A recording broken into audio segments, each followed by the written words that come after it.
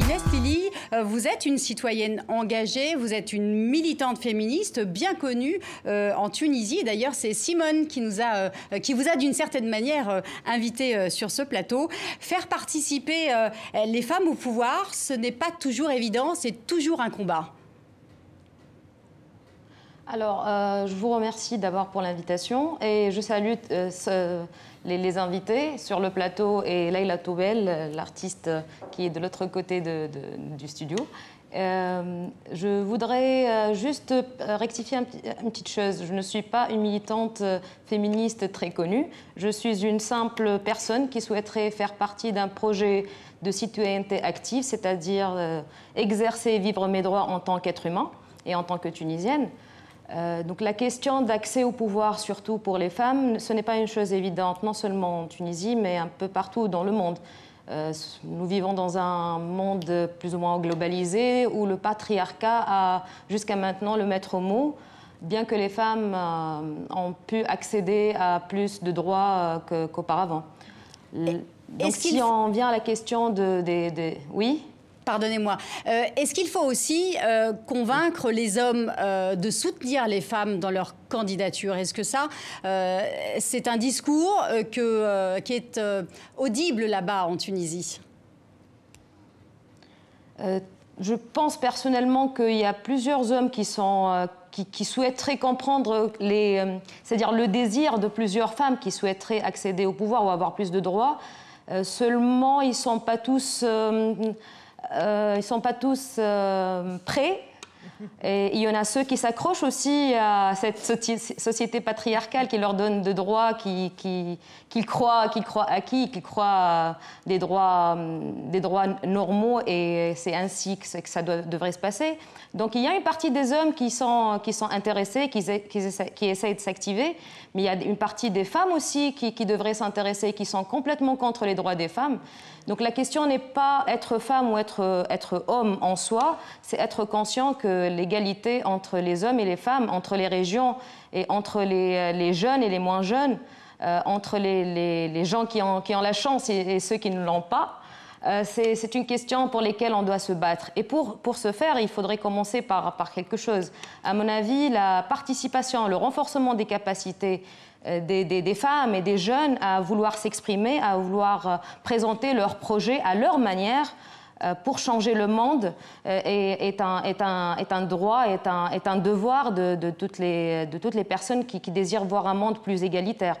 Donc vous avez posé tout à l'heure une petite question à Simone en disant est-ce qu'on aurait besoin. Je pense qu'une solidarité internationale entre les femmes est nécessaire, dans le sens où les violences faites aux femmes un peu partout dans le monde se ressemblent à des échelles différentes.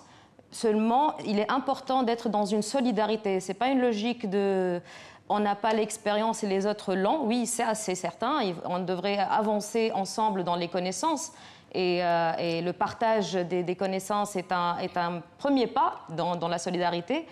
Mais c'est aussi un esprit qui vient à contre-courant de cet esprit de mondialisé et patriarcal qui ne fait que renforcer les rapports de domination. Donc si on veut la solidarité et la solidarité entre les femmes, il faudrait commencer par ça. Merci. Anissa, justement, je vous voyais acquiescer régulièrement, sourire même.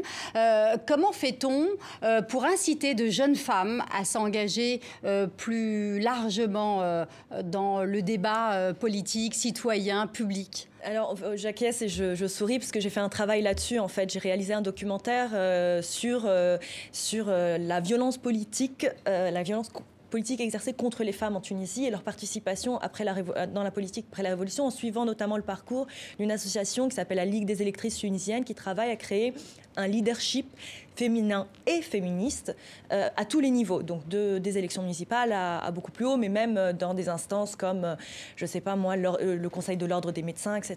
Donc j'ai suivi le parcours de ces femmes et j'ai pu constater, pour renforcer le propos donc, de mes deux autres invités, qu'en fait, il y a des violences spécifiques et des difficultés spécifiques en politique pour les femmes. Mais c'est mondialisé. Donc, ce n'est pas qu'une question d'expertise, c'est une question aussi qu'elles ont besoin d'être renforcées pour des choses dont les hommes, elles ont des difficultés, elles font face à des difficultés auxquelles les hommes ne font pas face. Et il y a un autre volet qui est aussi que en fait, il y a quelque chose de mondial, c'est que les femmes sont habituées à être légion derrière. Les travailleuses, les petites mains des syndicats, elles soutiennent, elles sont là, elles passent les nuits, etc. Mais après, même quand on leur dit « présente-toi, tu as toutes les capacités », elles hésitent, elles ont peur. Il y a une vraie autocensure là-dessus. Après, en Tunisie, il y a quand même quelque chose. Elles ont été dans la rue dès les premiers moments en 2008 et elles se sont engagées et ont utilisé tous les moyens qui leur étaient donnés pour être actives. Donc, elles le sont. Après, ces initiatives sont très importantes pour les renforcer, les pousser. Que pensez-vous, justement, de toutes ces réticences localement, ces femmes qui s'empêchent aussi Et oui, il faut commencer quelque part. Et donc, pendant toute la période de la dictature, eh bien, il y avait des femmes qui étaient nommées à des postes, que ce soit au niveau national ou au niveau local, mais elles ne peuvent pas être considérées comme des rôles modèles.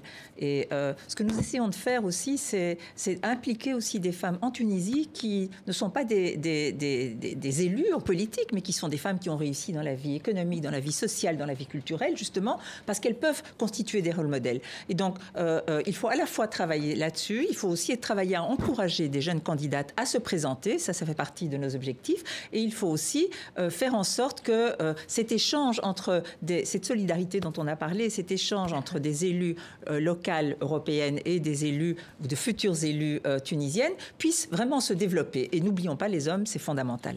Alors, il y a ces femmes qui sont un peu prises en otage aussi au niveau politique. Et puis, il y a un aspect plus privé. Il y a cette affaire du bisou.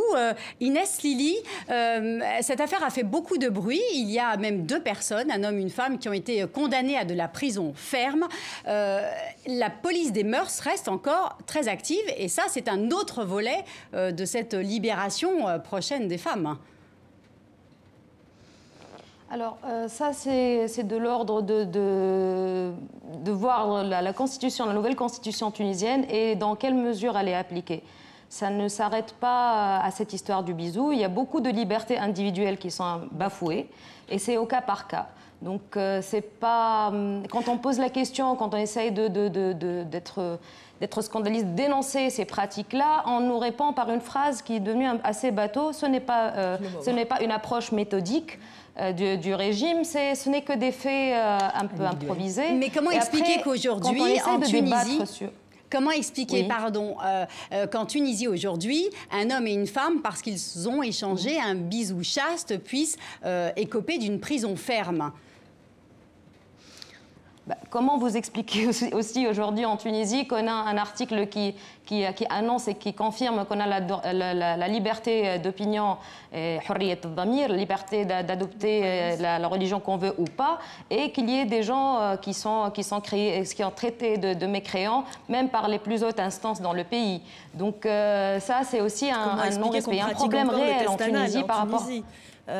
Inès Lili, alors là, oui, exactement. Excusez-nous, là il y a une réaction très forte d'Anissa Daoud. Pardon Inès.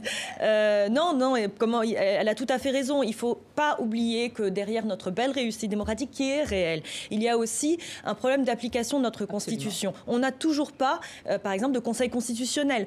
Et manifestement, les gouvernements qui se sont relayés et les députés qui sont relayés sont tout à fait à l'aise avec cette situation. Ce n'est pas leur urgence. Et d'ailleurs, ils utilisent beaucoup le terrorisme pour dire c'est pas le moment, c'est pas l'urgence, on a plein de choses, etc. Alors que le combat primordial pour moi, il est pour l'application de la Constitution. C'est à partir de là qu'on pourra grignoter. Quand on a des lois encore qui condamnent quelqu'un pour sa pratique sexuelle, pour sa pratique ou non-pratique religieuse, pour l'amour, pour le fait de vivre avec quelqu'un sans mariage, pour...